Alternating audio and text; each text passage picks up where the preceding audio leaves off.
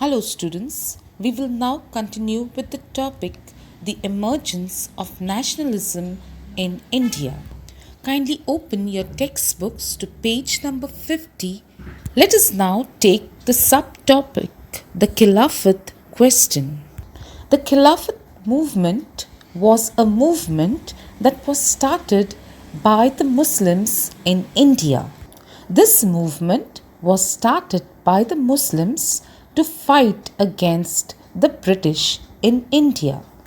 The reason why the Muslims in India started the Khilafat movement was because the Muslims all over the world were very much angry against the Treaty of Sevres that was imposed on Turkey after the First World War. Because of this Treaty of Sevres that was imposed on Turkey by the winning nations of the First World War, Turkey had to give away many parts of her empire to the winning nations. This led to the disintegration of the Turkish Empire.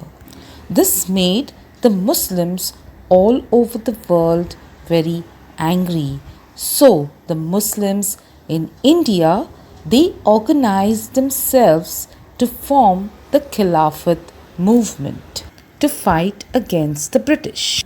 The prominent members of this Khilafat committee were Maulana Muhammad Ali, Maulana Shaukat Ali, Hazrat Mohani, and Hakim Ajmal Khan. This committee accepted Gandhiji's proposal of a non-violent, non-cooperation movement against the British government.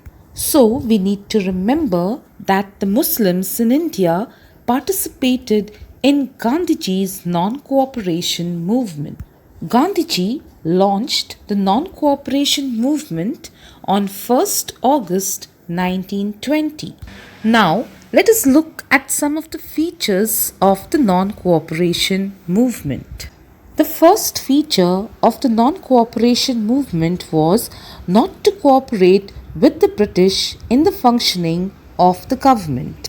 The second feature was to boycott the government courts and to set up tribunals for administering justice. That means the Indians decided to boycott the British courts and set up their own courts or tribunals to administer justice. The third feature was to boycott the government aided schools and colleges and establish national educational institutions. The fourth feature was to boycott foreign goods and in their place use Swadeshi goods. Swadeshi means Indian goods. The fifth feature was to boycott elections to the provincial legislature. This means that the Indians had decided to boycott the elections that were being conducted by the British. And the sixth feature was to prohibit the drinking of liquor. In accordance with the non cooperation program, prominent lawyers like C.R. Das, Motilal Nehru, C. Rajgopalachari boycotted the government courts. Students boycotted their schools and colleges, and educational institutions were set up where teachers worked for low wage. Students from the Aligarh University formed a national educational institute called Jamia Millia Islamia. Subhash Chandra Bose resigned from the Indian Civil Services and took up office as the principal of the National College in Calcutta. Boycott of foreign goods and bonfires were arranged to burn the foreign goods. Let us now move on to the next subtopic, withdrawal of the non-cooperation movement.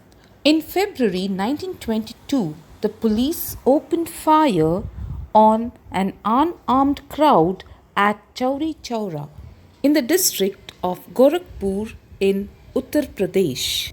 The people were very angry at this and they set the police station on fire. As a result, 22 policemen, along with an officer, were burnt alive. Gandhiji now realized that the movement had taken a violent turn and thus he called off the non cooperation movement. On the other hand, some of the Congress leaders wanted to participate in the provincial government elections. These leaders felt that non-violence and satyagraha were not the only methods of fighting against the British government.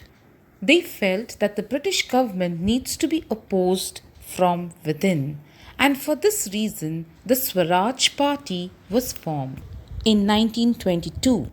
During this time, leaders like Chittaranjan Das, Motilal Nehru, Madan Mohan Malviya, N.C. Kolkar, and others were elected to the central legislature.